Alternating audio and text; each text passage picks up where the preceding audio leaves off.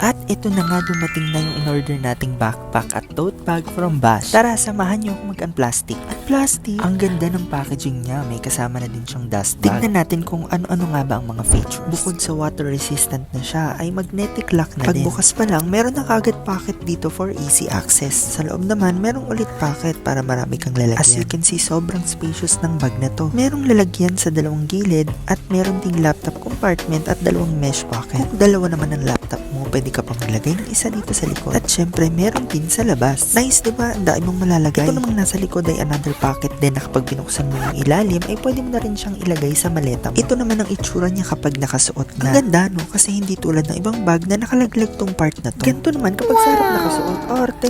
Okay, next, dito naman tayo sa tote bag. Syempre, may kasama din siyang dust bag. Dito sa harap ay may dalawang bulsa sa magkabilang gilid. At pag binuksan mo naman to, ay may maliit na lalagyan na kasya ang card. Of course, magnetic lock pa rin siya. Tignan naman natin kung anong itsura ng loob. May dalawang de-zipper na pocket dito. Meron din siyang laptop compartment. At may isa pang de-zipper na bulsa. Ito namang pocket sa likod na kapag binuksan mo ang zipper sa baba, ay pwede mo nang ipatong sa maleta. Yun lang. Thanks for watching. Bye! Arte.